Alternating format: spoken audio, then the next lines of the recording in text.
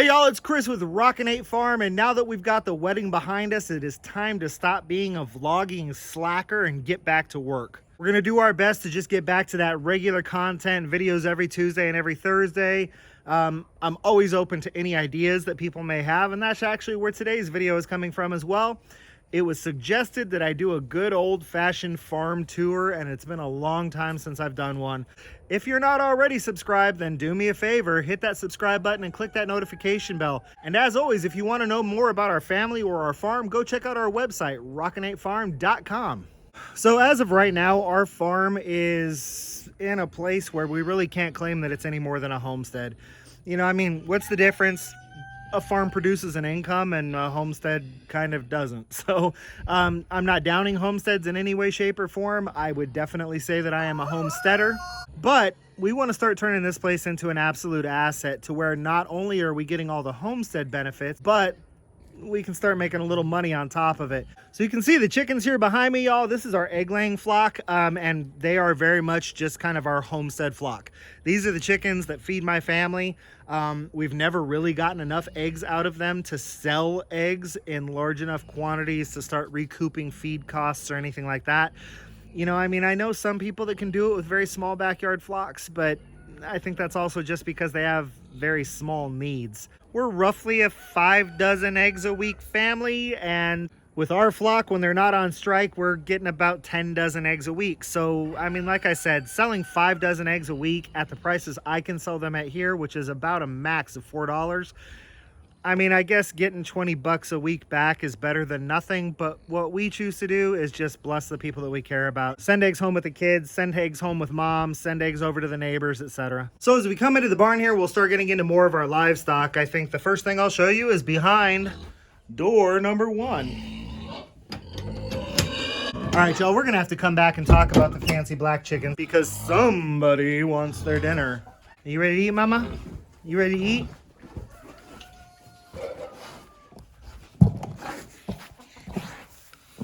So y'all, this is my sweet girl Panchita.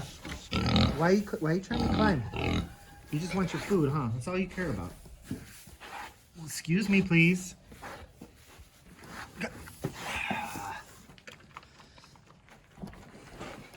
As I was saying, this is Panchita. And Panchita, as you may have heard in some of our other videos, she is our bred gilt Idaho pasture pig. We're expecting babies sometime in, I would say about the next 3 weeks.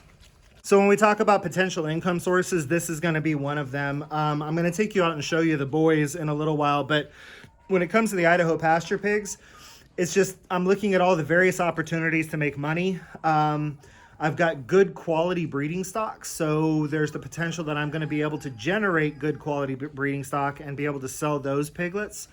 We're going to be increasing our program. Y'all know I'm a big fan of the Idaho pasture pig. If you're not aware of that, go back and watch like my entire Idaho pasture pig playlist. But we can sell the breeding stock. Breeding stock goes for, you know, $500 to $600 potentially, per gilt or boar. We've got the option to sell the feeder pigs. So all of my castrated males, I can sell them off. We can get $150 for feeder pigs here in Central Texas. And then, you know, where the real money is at is kind of in growing out those gilts that you're not real happy with and don't really meet your breeding standards, and selling off like half and whole hogs or processing them and then selling off the cuts. So we do use a USDA processor. That's one of the things that we're going to be doing with these pigs. We're going to have, you know, breeding stock available. We are going to have feeder stock available, and then we will have grow outs for half and whole hogs, as well as actually selling the cuts of pork. All right, y'all, so back to the chickens at hand behind door number 1 here. These are our Ayam Samani breeding stock. We're still working on our standard of perfection, working on getting our program to a much better place. So these guys here, you know, when we first start and we're first getting some eggs and we're first hatching those eggs out, I'm not going to be offering anything other than what I would consider a pet quality chicken. But what we're hoping is that over the course of months and years, we'll get this stock to where it is just like legit perfect. It meets that standard of perfection for this particular breed. And then at that point, we'll be offering some fairly expensive chickens. And then the last thing that I keep here in the barn is, and you know, please don't judge me for this, it's not my ideal situation. It's kind of what I'm having to do for right now. But I keep my backup roosters for the various breeds that I breed in these little cages here in the barn. They're pretty decent sized cages, but they're a pain in the butt because I do care about my animals and I do care about their health. I change the bedding out like every 2 days. It's not the ideal situation. Where we're gonna get with them is that I'm going to build a coop and build a run that is big enough for about 8 birds, and it's gonna be the dude coop. We just haven't gotten there yet. So what I'm doing now is that I've got these really decent sized cages that I built, and then like the extra large dog kennels, and we're just changing out bedding every 2 days. Now you might be saying, like, Chris, backup rooster? Like you're talking like bringing in the second string? Yes, that's exactly what I'm talking about. If you think about it, if you have a breeding flock of chickens and they're a specific breed and you are trying to raise them for hatching eggs, etc., if your rooster ends up dying for some reason, that can set your program back a year. Because now you've got to hatch out eggs, raise them up until you can figure out which one is the roosters, keep all the roosters, wait until they get big enough that you can start narrowing down which one is closer to your particular standard for your breeding program, and then let them get big enough that they can start doing their job. We're talking a year. You know, I mean, your program is down for a year. So for all of my various breeding flocks, I keep a backup rooster so that in the event that something happens to the rooster that I have with the flock, I can put another rooster in with them, keep the program going while I hatch out another rooster that can then become my backup or possibly even my primary. I've got my 3 boys out on pasture. The reason Panchita's in the barn is because she's fixing to farrow. When I brought her onto the farm, I wanted to quarantine her for a little bit, make sure that she stayed protected from getting hurt and could kind of work her way into being part of the farm. And now that she's fully quarantined, it's close enough to farrowing that we're just kind of let her hang out there in the barn until she has her piglets. The boys, however, they're already out here enjoying the grass.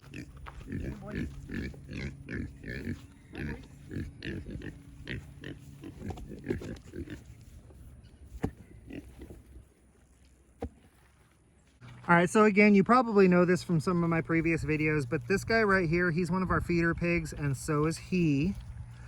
So we're growing them out for meat. They have a February 5th processing date, but this guy right here, he is gonna be one of our daddies on the farm in the future. We named him Güero Canelo, which is basically a red-headed, light-skinned guy in Spanish, more or less. Initial goal is just get this guy bred to Panchita. But then it's kind of like get to a place where we've got 2 breeding pairs and then 3 breeding pairs. And I think we'll be in a really, really good place if we're at a place where we have 3 sows and 3 boars that are all, you know, pretty low coefficient of inbreeding or COI, and be able to mix and match and play with the program and see what we can come up with. All right, y'all, I've only got 1 chore left when it comes to the animals. We need to go out to the breeding flocks and make sure that their water is topped off and clean, etc. So I'm gonna head out towards the chicken tractors. I take the tractor out there with me because I like to use it to carry my 5-gallon buckets instead of carrying 80 pounds of water myself all the way across the farm. So we're gonna head out there on the tractor, but I'm gonna make several stops along the way and just kind of show you more of the farm and what we've been up to. So one of the other income sources that my wife and I have been talking about is we've got this camper trailer here that literally just sits here and maybe has the occasional relative stay in it, like, oh, I don't know, 4 days a year. So we decided, why not put it to use? We're gonna pressure wash the outside and make sure it looks nice. We're in the process of fixing up the inside a little bit. There was a few soft spots in the floor, so I'm reinforcing the floor. We're probably gonna go ahead and do like a little interior painting and try and create a really cool environment in there with, like, you know, pretty fabrics for the drapes and nice bedding. And then we are going to move this a little bit closer to the creek bed back down here.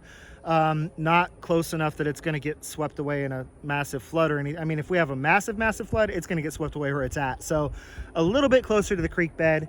And then we're actually going to build a deck off the front of it. I'm probably going to get it up on jacks and get a good like cinder block base for it, and go ahead and pull the tires off of it, because we don't use it. We don't travel in it.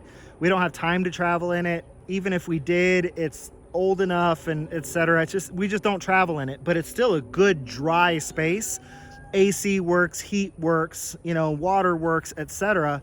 So we're going to build a deck off the front of it, and, you know, put a nice patio table and chairs out there, and build a little fire pit. And once we get all said and done with that, we're going to go ahead and get this thing on Hip Camp. If you don't know what Hip Camp is, it's like Airbnb for camping. But we're going to set this up as one of their glamping sites, because it'll be glamorous camping. It's going to be a good opportunity for us. I mean, we can charge a pretty substantial rate per night because of the fact that they're not sleeping in the tent on the ground. And, you know, just some of the amenities that we have available to us. We're going to develop partnerships with, like, you know, close by restaurants and clothing stores and stuff like that, you know, to where, like, if they bring in their proof of stay here on our farm, they get 5% off the purchase at this clothing store. Well, that's a sale that clothing store would have never made, but it's value added for our customer staying here on our farm. If we don't feel like having people here on the farm, we just close down dates. And if we want to really get this thing up and going, we open up all the dates. It's up to us when people stay here. I just think it's going to be a good opportunity for something that's not being used anyhow. All right, so like I said, as we work our way out to the birds, we're going to be passing stuff. I'll just stop, shut down the tractor. We'll talk about it for a second, because we have a lot of potential income generating revenue streams, etc., that we are going to be trying to put into place over the finish of this calendar year and into 2022. So one of the other things that we're planning on putting into place is we put all this work into the wedding, as far as having a wedding venue went, and now we've got all these very beautiful additions to our property, and I don't see any point in just letting them like return back to the grass and return back to the ivy, etc. So we are planning on, we're talking to the insurance agent now, and basically for sure allowing things like family pictures, senior pictures, engagement photos, etc. People to come onto the farm, take pictures, and just enjoy the beauty of the farm. You know, kind of the general revenue plan is to do something like, you know, $25 to $35 an hour with a 2-hour minimum, total access to the farm. And if they need anything, let us know. We're developing some relationships with some local photographers, etc. If it doesn't work out, y'all, it doesn't work out. But, you know, I mean, I have the ability to keep an eye on, you know, a family of 4 and their photographer while they just kind of go around my property and take some pictures. So that could potentially be a pretty good opportunity. This here is one of the sites, I'm sorry for the sun glare, but this here is one of the sites that we created for the photography. It was just some old stumps that had to be cut down, or some old trees that had to be cut down. I was left with the stumps. Had an old piece of driftwood and some pretty potted plants, and now we've got a little spot where somebody can sit with their kids and take some really pretty pictures. I'm sure many of y'all saw the video when I built this for my wife, but this is just another photo op. We actually took a bunch of our family pictures on this swing with that bike in the background. So, you know, you can see those photos on our website, rockin8farm.com, but definitely another good place to take some pictures. Here's another little area that I actually built for the wedding. Again, we had a giant stump that was left over from cutting down trees so they wouldn't be underneath those power lines. And my daughter said, ooh, that's cool. Maybe you could build a table on that, and that's where I can sign my marriage license. Well, putting a table on it wasn't good enough for me. So we came in, and again, a mason I am not, but we just had a bunch of brick pavers, laid them down, made some little patios, a couple of different levels with some planting areas here. And now our plan is to get us about 8 bar stools and put them around this really cool kind of counter height tabletop.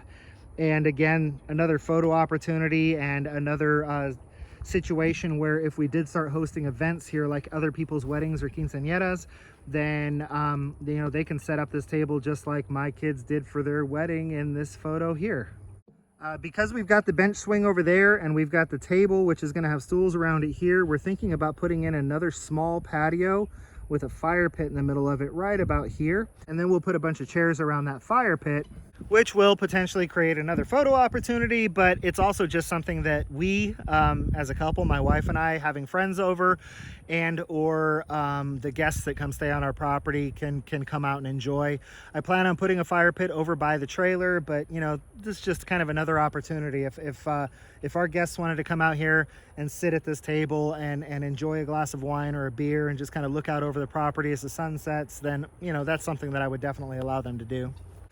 And then last but not least, this is where my daughter actually got married. So you know, I mean, I'll get a little bit closer so you can see the arch and stuff better, but just some cedar stumps lining the pathway here. So like I said, it's set up currently for an event, whether it's a quinceañera or another wedding. You know, it's already set up for events, so why not take advantage of it? I don't see any point in breaking it all down when I put all this work into it. So you know, we've got the really pretty arch. It's obviously made for a very rustic type wedding. Cattle panel and grapevines and rusty metal and cool old trees with a lot of history behind them. It's just, like I said, one more opportunity for either a photo spot or in the event that we can end up hosting some actual events here. So other than the chickens we're going to talk about, that kind of wraps up like what we currently have planned for some potential income, you know, generating just income streams that could potentially make some money for us. Like I said, you know, we want to get to a place where we can get some debt paid off, possibly get my wife to not have to work at her job anymore.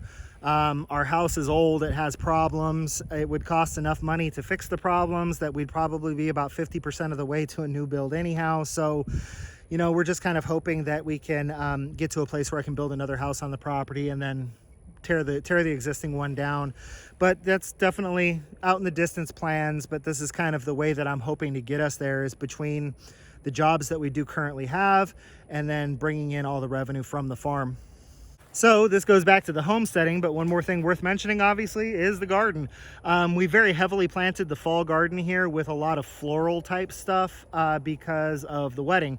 The wedding venue is, you know, directly to my right here. So we don't normally plant this many flowers in the garden, but with the number of bees and late season hummingbirds, etc., that I've seen in the garden, I think I'm going to be planting a lot more flowers than I have in the past. What we currently have growing in our fall garden is mostly just brassicas, you know, the broccolis, the cabbages, the cauliflowers, etc.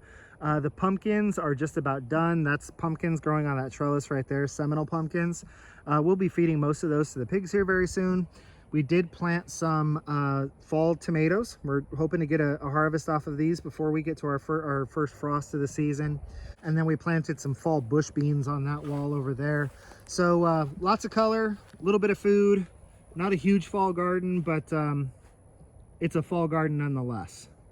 That's really about all I'm going to say about the garden, because in all honesty, I've done full garden tours in the past, so I would encourage you to just go ahead and look at my playlists. I've got a garden updates playlist and a garden tour playlist. I'll try to post the links to both of them up here. So if you want to know more about the garden and the types of things that we do in our garden and the raised beds in our garden and our soil conditioning in our garden, go ahead and go watch those videos. Now the area that you see back here behind me, you know, with the tractor in the background probably, you're going to see a lot of trees back here, and all these trees, this is our polyculture orchard. What does polyculture mean? It means that it's not a monoculture. You know, when we think monoculture, we think like corn or soybeans, but you know, if you have an orchard that is nothing but apple, you have got a monoculture orchard. I think we've all heard the saying, don't put all your eggs in one basket. That's exactly how I feel, and that's why we plant not only a lot of different types of fruit. I don't want to plant nothing but peaches, because if the peaches have a really horrible year, well, I've got no fruit. I can't make jams, I can't make jellies. Those are things that I want to sell. You see where I'm going. So by planting apples and peaches and plums and nectarines and pluots, by planting this polyculture orchard, I know that I've got a mixed bag here. I know that if it's a horrible season for like the peaches and nectarines, well, I've still got the apples, I've still got the pears, I still have a chance at getting some fruit and thereby generating some income. Now, one of the other things that I think is really important to mention is not putting all your eggs in one basket in each species either. I have 3 different varieties of peaches. I have an early, I have a mid, I have a late. I have 3 different varieties of pears. The pears are also all self-pollinating. I have an early, I have a mid, I have a late. I have 3 different varieties of plum. Again, they tend to bloom at different seasons, but the plums that I have are also self-pollinating. So it's just with the apples is where it gets a little bit tricky, because even apples that are self-pollinating always pollinate better with a different variety. So you just have to kind of keep that in mind. I'm still building the apples, but everything else behind me, we're just waiting for it to grow and start giving us some fruit. All right, folks, so we finally made it over to the chicken tractors. I think I've shown you about 90% of the farm, so this will probably be about where we wrap up this tour. But so the chicken tractors are where we raise our breeding stocks, so long as they're not either in a grow out phase and or a brooding phase. I'm gonna need to get a couple more chicken tractors out here, but the first thing we're gonna do is that this one right here behind me, we're gonna free this one up. What I have in that is younger juveniles of 2 different breeds that I have in 2 of these chicken tractors.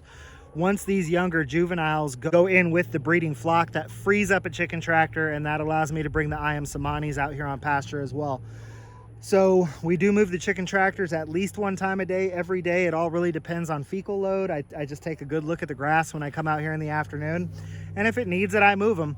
If I feel like it doesn't really need it that much, then I know for sure it's going to need to be moved in the morning, especially after they sit up on the roosts all night and do their business underneath the roosts. So we move them all at least 1 time a day, feed them once a day, check the water once a day, and other than that, these are very much kind of self-working systems. So it's not that it's not a lot of work, but it's a lot of easy work. Moving these tractors is not hard, checking the water is not hard, feeding the chickens is not hard. The chickens are doing a really good job. I'm pulling them through an area where I had pigs, so they're doing a very good job of scratching up and breaking down any pig poo that remains out here, which there's not a whole lot since we've gotten 2 or 3 rains. And then they disperse their nitrogen very well also. And it is probably really hard to see, but if you look right here, we're getting decent grass growth, and if you look out there, you can see it's much greener and the grass is much taller. That's because I've already moved the chickens through that area twice. So the chickens just do a really good job of fertilizing the land as I move them through. They aerate the soil as they pick and they scratch. I'm really happy that I decided to go this route, because it's kind of a self-contained coop and run in one, and they get to be out here on grass and eat grasshoppers and eat worms and kind of live like chickens should live, but I don't have to worry about them being slaughtered by hawks and wild dogs, etc. So I'm really happy that I went this route. Chicken tractors are not perfect. They are not predator proof, but the types of predators that I would be worried about with this, they don't really tend to come on my property very often, because the dogs do a really good job of keeping the raccoons and the possums and things like that off the property. This is one of our breeding flocks. These are called lemon cuckoo Orpingtons, lemon cuckoo English Orpingtons. In some European countries, they call them buff cuckoo Orpingtons. You can see right there on my rooster, they do have that Colombian gene in them, which is kind of cool, because that's how you get the nice big bird, but that's why he has that brown feather in his tail. So these are my adults, and we'll just get these little gals moved in with them as soon as they're kind of big enough to handle themselves. These ones over here are my diamond Jubilees. And I'm actually only going to add 2 more birds to this flock, and I have 5 juveniles. So basically what we're gonna do is we're gonna raise out the 5 juveniles and then compare those 5 with the 6 females I have in here to kind of pick out the 8 best. And then we'll have the 1 rooster to the 8 hens moving along in this tractor. So just gotta let those girls get a little bit bigger so we can kind of further develop the program. And then these ones here, these gals and gentlemen here are actually, they're my pride and joy. I really love them. I think they're so beautiful. These are the silver laced English Orpingtons. Where's Lowrider at, girls? Lowrider. Now we did end up with one kind of genetic anomaly, and that's this little gal that we call Lowrider. So you can see she's not nearly as pretty as her much bigger sisters, but I want to take an opportunity to possibly see if I can develop a bantam of this particular breed. There are a lot of bantam English Orpingtons, but there is not yet a silver laced bantam English Orpington. So if I can get that going as part of my program, that would be pretty darn cool. So I did an entire video on why we're planning on breeding chickens. You can go watch that. If I remember, I will drop that link in your upper right hand corner as well. So I don't really want to get into the, well, we could do this and we could do that, but there's a lot of potential in the breeding of these chickens, and the sales could either be private sales or we do have an auction situation that's available to us. And we did pretty well the last time we took birds to auction. So what we are currently raising right now is silver laced English Orpingtons, lemon Cuckoo English Orpingtons, diamond Jubilee English Orpingtons. We have one buff Orpington that is actually of the English genetics. So rather than being an American buff Orpington, it is a English buff Orpington. I'm in talks with the breeder that I got her from, and we're gonna see about getting some more eggs and more chicks over here so that I can start breeding the buff English Orpington, which out of all the breeds that I have going on out here as far as the Orpingtons go, that'll be the first one that I could actually enter into like an APA show. These are not all recognized by the APA currently, so I think they will be before too long. But that's one of the reasons we wanted to bring the buffs on here, was so that we could, actually start getting chickens into shows. We've got the I Am Samanis. That's the only non-Orpington breed. And then we are planning on bringing the chocolate English Orpingtons onto the farm in 2022. Once I get to where I've got about 6 chicken tractors that I'm having to move every day, I'm going to be pretty much maxed out at that point. So then it's just going to be really about breeding the program, like working the genetics, taking the best birds, culling the birds that are not meeting our standards, and just really trying to get our program to where it's just top notch and we're pumping out some really fantastic looking birds. So y'all, that's really kind of it for the farm. We can just do some panoramic shots here and you can get a good look at how pretty everything is. But as far as the actual farm goes and the potential revenue streams, we've got the pigs, we've got the chickens, we've got the orchard, the vineyard, the fig trees, etc. Those are all potential income generating revenue streams. And then in addition to that, we've also had some talks while I've been taking on the farm tour about photos and campers and events. We're just really doing what we can to start making our property be an absolute asset and not a liability. I hope you enjoyed the farm. I hope you enjoyed the tour. As always, if you have any questions, you can shoot me an email at rockin8farm@gmail.com or drop them down in the comment section. Again, hope you all enjoyed. This has been Chris with Rockin8 Farm, and until I see y'all again, I want every one of you to be happy and live healthy.